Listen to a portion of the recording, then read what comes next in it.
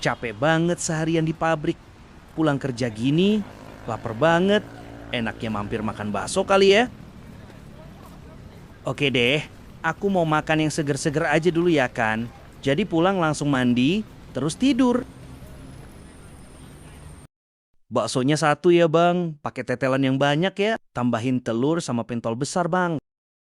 Oke bang, sebentar ya. Enaknya beli bakso aja kali ya.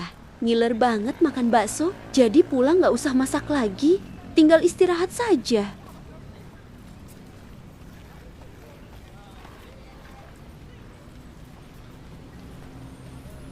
Sekalian beli satu bungkus deh. Jadinya, aku nggak repot lagi kalau suamiku mau makan.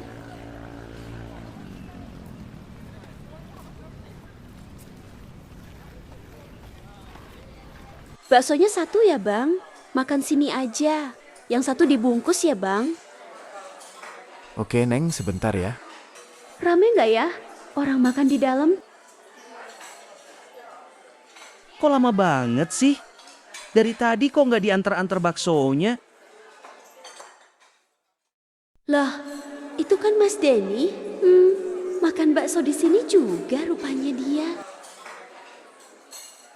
Bang, maaf ya, saya nggak jadi makan di sini. Dibungkus aja ya bang, terus nggak jadi 2 bungkus. Satu bungkus aja bang, maaf banget ya. Tadi aku dilihat sama Mas Denny, pasti dia minta bayarin aku. Untung aku lihat duluan. Coba kita lihat ya, dia makan bakso di situ. Kira-kira dia ingat bawakan aku nggak ya? Aku harus cepet-cepet makan nih. Nanti Mas Denny keburu pulang. Nikmat banget habis makan bakso nih. Aku kok jadi ngantuk ya. Tapi kok kayak ada yang kurang. Oh iya ya, aku mau beli asap dulu deh. Gak enak banget habis makan gak ngasap. Bu, beli asapnya 2 bungkus ya. Satu bungkus ini aku harus taruh di jok motor nih. Biar nggak dilihat sama istriku. Bisa bahaya entar. Nanti Dina kira aku lagi banyak duit. Aku kan harus tetap terlihat miskin di depan Dina. Biar uangku tetap utuh. Buat diriku sendiri aja ya kan. Kamu sudah pulang, Mas? Kok telat? Iya sayang, tadi sempat mampir sebentar ke rumah teman. Ada perlu sebentar. Bikinin Mas kopi dong sayang. Mas pengen minum kopi nih. Jangan terlalu manis ya Din. Aduh, Mas. Lagu lama. Kayak aku nggak tahu aja. Kamu habis mampir kemana? Ini kopinya, Mas. Iya. Mas sudah makan? Kalau belum makan, aku gorengkan telur ya. Oh nggak usah deh sayang. Mas sudah kenyang nih. Tadi sudah makan di rumah teman. Nggak enak tadi kalau mau nolak. Soalnya udah disiapin. Oh gitu. Ya syukur alhamdulillah ya, Mas. Dapat rezeki hari ini. Apa ku bilang kan? Mana mungkin aku dibawakan makanan pulang. Sama si pelit itu. Tunggu hujan duit, baru dia mau belikan aku makan. 5 tahun aku menikah, 5 tahun juga dia nggak pernah belikan aku sesuatu. Dasar nasib, nikah sama orang pelit begini. Bikin sakit hati aja. Kenapa juga? Aku mau nikah sama dia. Din, Mas mau keluar sebentar ya. Mas mau ada perlu dulu sebentar. Kamu di rumah istirahat aja ya. Besok kan kamu kerja masuk pagi. Pintunya dikunci aja. Mas juga bawa kunci kok. Mas gak lama kok, Din. Halah, alasan aja ada perlu sebentar. Palingan juga pergi makan lagi. Kayak aku nggak tahu aja kamu tuh, Mas. Kelakuanmu itu dari dulu nggak berubah.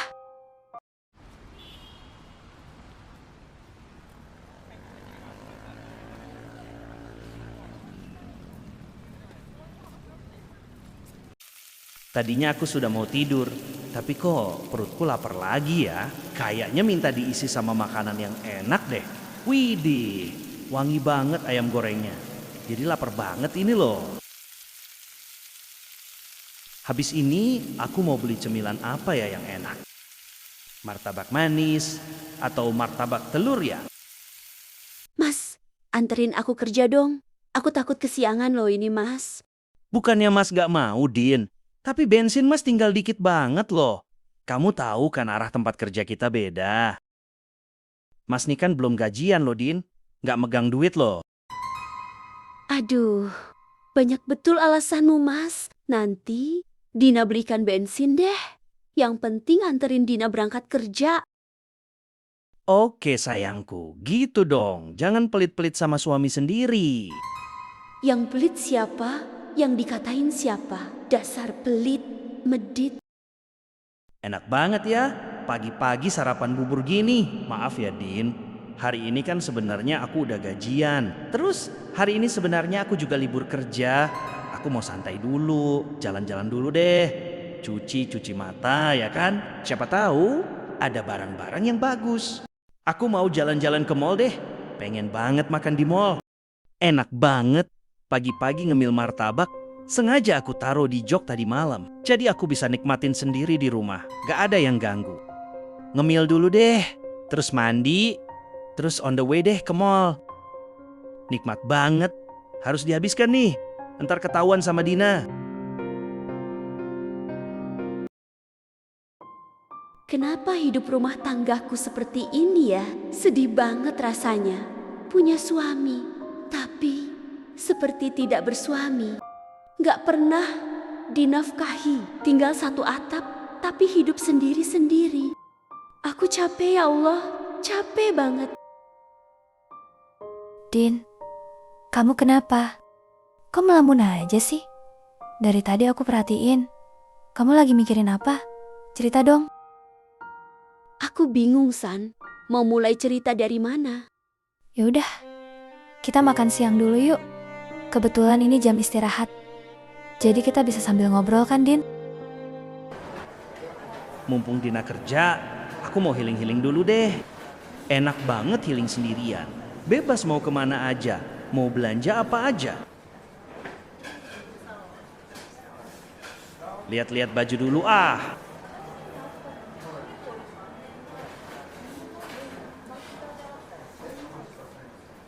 Adem banget ya di sini, bikin betah aja. Jadi enak mau keliling-keliling.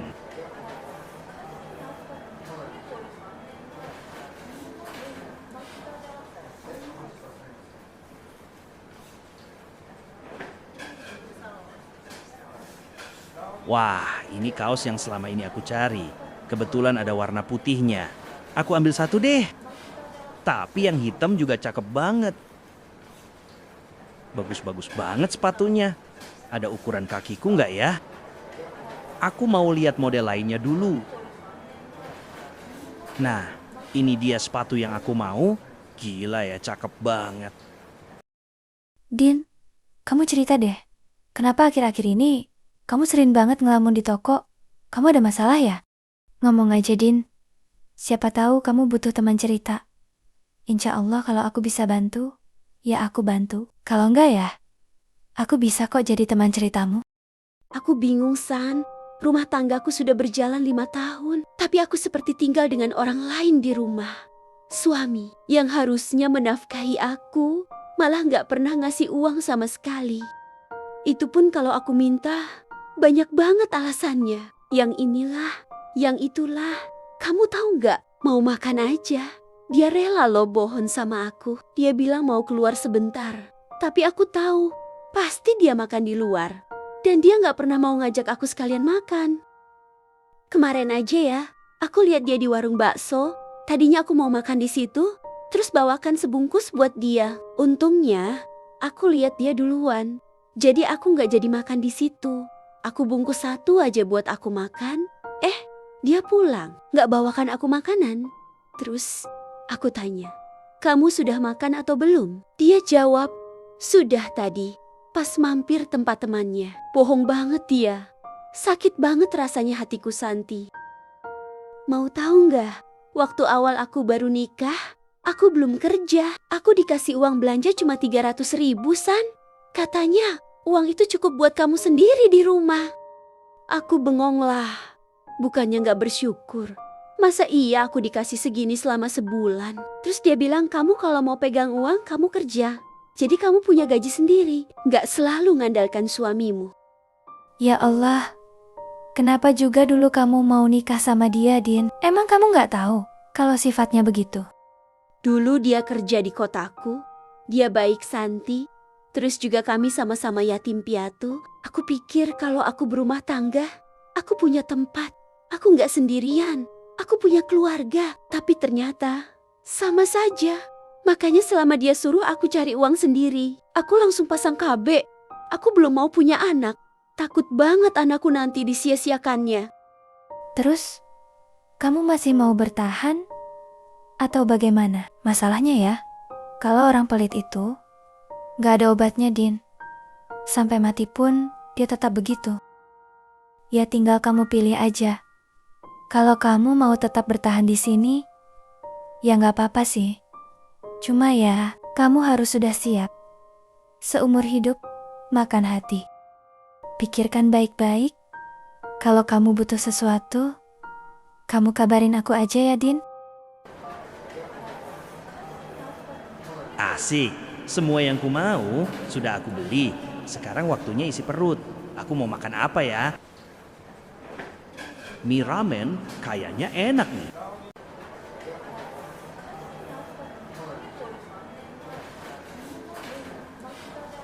Mie ramen ini nih yang bikin aku ngiler. Enak banget kayaknya nih ya. Makan dulu ah.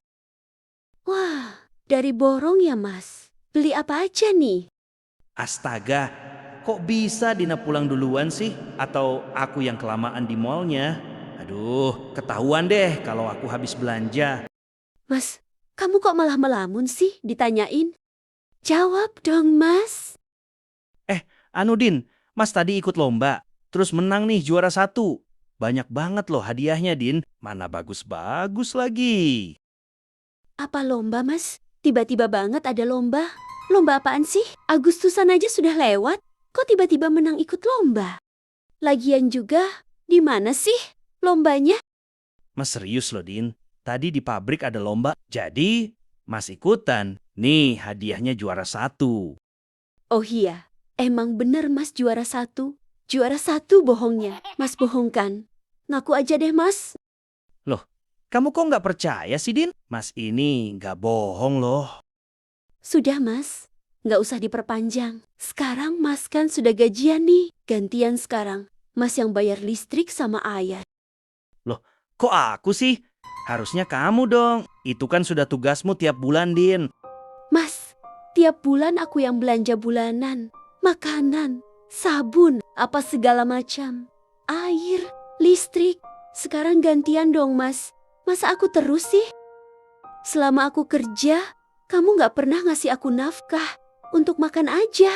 Kamu gak pernah mikirin aku. Uang gajimu tiap bulan kemana Mas? Harusnya kan ini sudah jadi tanggung jawabmu sebagai suami. Ya habislah. Aku kan juga punya kebutuhan. Kamu tahu kan, aku bayar cicilan motor.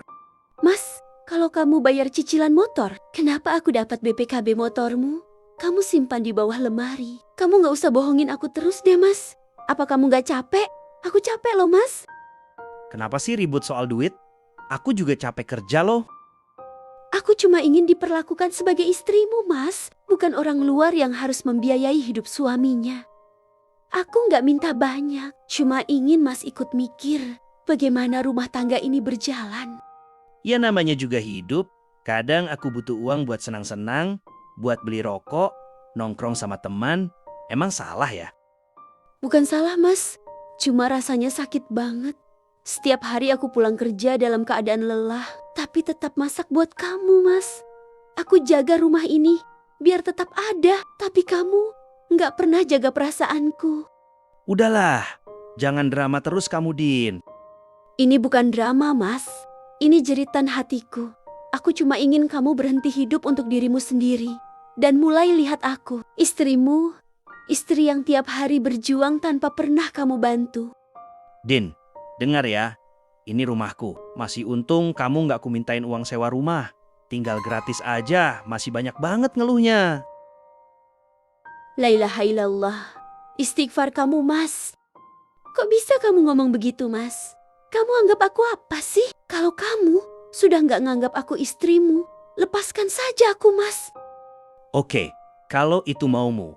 Mulai malam ini, aku lepaskan kamu. Silahkan kemas barang-barangmu. Cari tempat tinggal yang lain. Dan jangan kembali lagi di rumah ini. Kalau kamu mau urus surat pisah, urus aja sendiri. Aku nggak mau buang-buang uangku buat hal yang nggak penting. Oke, Mas. Malam ini aku akan angkat kaki dari sini. Aku juga nggak sudi tinggal sama orang pelit, medit kayak kamu. Ya pergi aja sana. Aku nggak rugi kok. Malah enak lagi aku sendirian di rumah ini. Nggak ada yang bebanin. Selamat tinggal, Dina. Semoga kamu cepat dapat tempat tinggal baru ya. Kok bisa ya ada suami begitu? Aku kira cuma ditok-tok aja. Ternyata aku mengalaminya sendiri. Astagfirullahalazim. Kuatkan aku ya Allah. Santi, aku minta maaf ya. Aku bingung mau kemana lagi. Cuma kamu, temanku yang ada di kota ini. Maafin aku ya, San. Sudah ngerepotin kamu. Gak, Din. Kamu gak ngerepotin aku kok. Kalau kamu mau, kita bareng kos di sini aja ya. Biar aku juga punya teman. Aku juga perantau di sini, Din. Kamu di sini aja ya. Nanti aku izin sama ibu kos. Kalau kamu mau ngekos sekamar sama aku.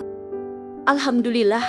Makasih ya, Santi. Kamu sudah mau nolongin aku. Kamu yang tabah ya, Din. Laki-laki yang sifatnya begitu, harusnya memang tinggal sendiri aja. Insya Allah, setelah kesedihan ini, kamu dapat kebahagiaan ya. Makasih ya, Santi. Kamu istirahat ya. Tenangkan pikiranmu ya. Biar besok bisa kerja dengan tenang. Dina selalu percaya bahwa setiap luka ada akhirnya. Meski hidupnya tak pernah mudah, di balik senyumnya yang tipis, ia menyimpan lelah yang sangat dalam. Suaminya, yang selama ini ia perjuangkan, justru terlalu pelit untuk memikirkan kebahagiaan istrinya sendiri. Bahkan, untuk kebutuhan rumah tangga pun, Dina harus memutar otak. Dan saat hubungan itu mulai retak, Dina sadar, memisahkan diri juga butuh biaya. Jadi setiap pagi, sebelum matahari naik, Dina bekerja, mengumpulkan receh demi receh, menabung untuk mengurus surat perpisahan yang selama ini tak pernah ia bayangkan akan ia butuhkan. Namun di tengah semua air mata dan kesunyian itu, ada seseorang yang memperhatikannya. Tanpa ia sadari, anak pemilik toko tempat Dina bekerja, Pak Riki, diam-diam selalu memperhatikan langkah Dina. Cara Dina tersenyum sopan, cara Dina menahan sakit, tapi tetap kuat berdiri. Entah sejak kapan, tapi tatapan Pak Riki itu berubah. Ada kekaguman, ada rasa iba, bahkan mungkin ada perasaan lain yang mulai tumbuh. Dina tidak tahu, ia terlalu sibuk bertahan, terlalu sibuk untuk menyembuhkan luka yang tak terlihat. Tapi hidup kadang punya cara sendiri untuk menunjukkan bahwa tidak semua orang yang datang akan menyakiti. Ada juga yang diam-diam siap merawat hati yang sudah terlalu lama dipatahkan. Pak, maaf ya. Dina besok mau izin kerja 1 hari saja, Pak. Boleh sih, tapi maaf ya, Din. Kalau boleh Bapak tahu, besok kamu mau kemana? Saya mau ke rumah Pak RT, tempat tinggal yang lama, Pak. Saya mau minta surat pengantar untuk mengurus surat perpisahan, Pak. Oh gitu, saya pikir kamu masih gadis loh, Din. Soalnya nggak kelihatan kalau sudah bersuami.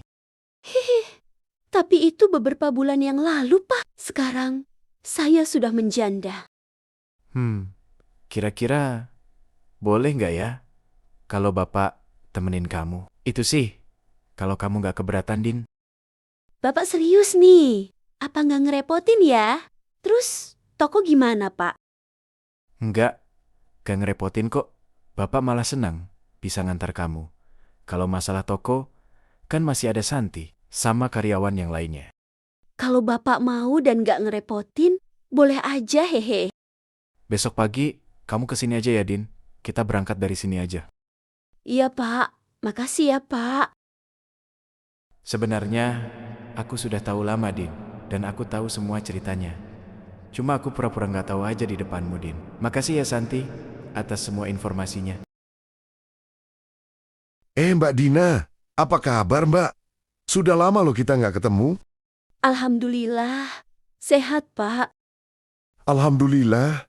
Gimana, Mbak? Apa ada yang bisa saya bantu? Gini, Pak. Saya kesini mau minta surat pengantar dari RT. Saya mau mengurus surat perpisahan, Pak. Oh gitu. Ya, boleh deh. Sebentar Bapak bikinkan ya. Iya Mbak, maaf ya Bapak mau tanya. Apa ini calonnya Mbak Dina ya? Pak. Insya Allah Pak, doakan saja ya Pak. Alhamdulillah. Mbak Dina bisa dapat yang lebih baik lagi. Oh iya Mbak, kamu sudah tahu belum Mbak? Tahu apa, Pak?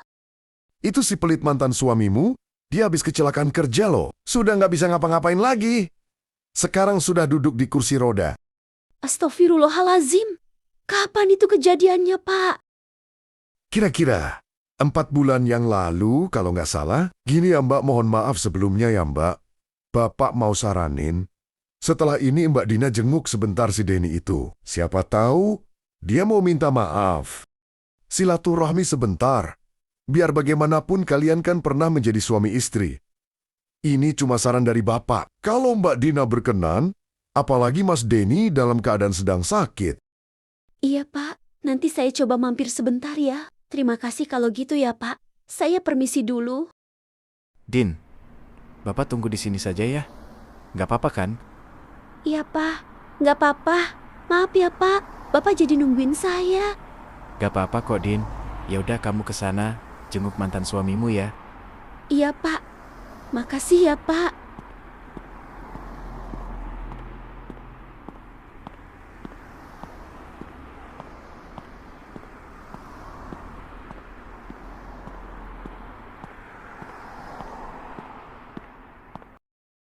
Denny, maaf ya. Aku baru dapat kabar kalau kamu lagi sakit. Maaf, aku baru bisa jenguk kau sekarang. Kamu pasti ngetawain aku kan? Dulu aku yang ngusir kamu, sekarang aku yang nggak bisa gerak. Aku nggak pernah senang lihat orang sakit, Den. Termasuk kamu. Din, maafin aku ya. Aku dulu keras kepala. Pelit, egois. Aku pikir kamu cuma mau uangku. Tapi ternyata kamu cuma pengen dihargai. Aku bodoh banget. Aku udah maafin dari lama, Den. Hidup terlalu singkat buat nyimpen dendam. Dina, aku sendirian. Sekarang nggak ada yang mau ngurusin aku. Aku janji, Din. Bakalan berubah kok. Maukah kamu? Rujuk sama aku lagi? Aku mohon banget sama kamu, sayang. Dini, luka itu masih ada. 6 bulan aku tidur sambil nangis. 6 bulan aku mencoba menutup luka itu. Kamu bilang aku beban. Kamu bilang aku cuma ngabisin uangmu. Aku memaafkan kamu. Tapi maaf, aku nggak bisa kembali. Tapi Dina, aku cuma punya kamu. Aku beneran nyesel loh, Din. Dan aku mau memperbaiki semuanya. Aku tahu kamu nyesel, tapi aku juga belajar. Kalau cinta itu nggak bisa dipaksa kembali setelah dihancurkan. Ini bukan balas dendam, Den. Ini cuma aku akhirnya memilih diriku sendiri. Kamu nggak kehilangan aku hari ini, Den. Kamu kehilanganku waktu kamu ngusir aku 6 bulan lalu. Aku pamit ya, istirahat. Semoga Allah mudahkan semuanya. Pak, Dina malu loh sama Bapak. Sudah ngantarin Dina kemana-mana. Sekarang malah traktir Dina makan. Gak apa-apa Din. Bapak emang sengaja ngajak kamu. Gini, ada yang mau aku omongin sama kamu. Sebenarnya aku sudah tahu sih dari Santi. Kalau kamu janda, kamu jangan marah ya sama Santi. Soalnya aku yang tanyain dia, bukan Santi yang ngomongin kamu. Oh iya Dina, mulai sekarang kamu panggil aku Mas aja ya. Jangan panggil Bapak lagi. Biar kita lebih akrab gitu. Hehe. Oh gitu. Oke deh Mas Riki. Hehe. Mas mau ngomong apa nih? Kok Dina jadi deg-degan ya Mas? Gini Din, Mas tuh sebenarnya sudah lama naksir sama kamu. Tapi waktu itu kamu masih status istri orang. Terus waktu kamu turun kerja dengan mata yang bengkak habis nangis, Mas tanya sama Santi. Di situ Santi cerita. Cuma Mas bingung, cara deketin kamu bagaimana? Dina, mau nggak kalau kita jalanin hubungan yang lebih serius lagi? Mas mau. Kita nikah Din. Loh, ini serius Mas? Kok tiba-tiba banget ngajak nikah? Surat perpisahan Dina saja baru mau Dina urus. Tapi iya sih, sebenarnya Dina juga agak naksir sama Mas Riki. Tapi Dina pikir, nggak mungkin lah. Anak pemilik toko naksir sama janda kayak aku. Dina jadi malu, Mas. Alhamdulillah. Akhirnya cintaku tak bertepuk sebelah tangan. Hehe. Nanti Mas bantu ya, Din. Biar cepat keluar surat perpisahannya.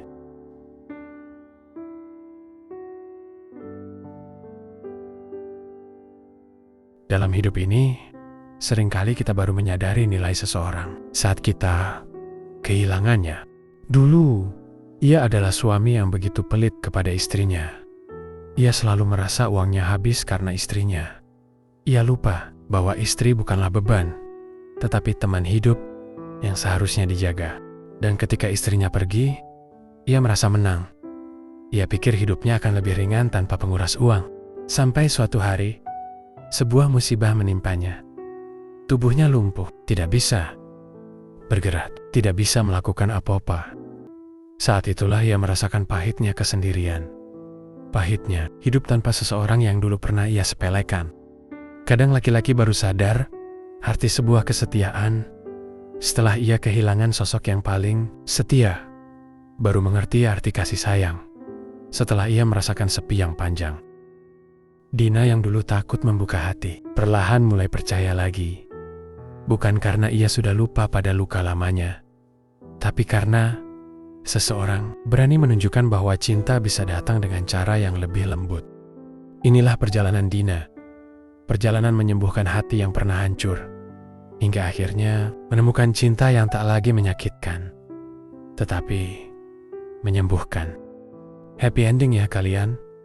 Makasih ya guys, sehat selalu untuk kalian semua. Sampai jumpa lagi.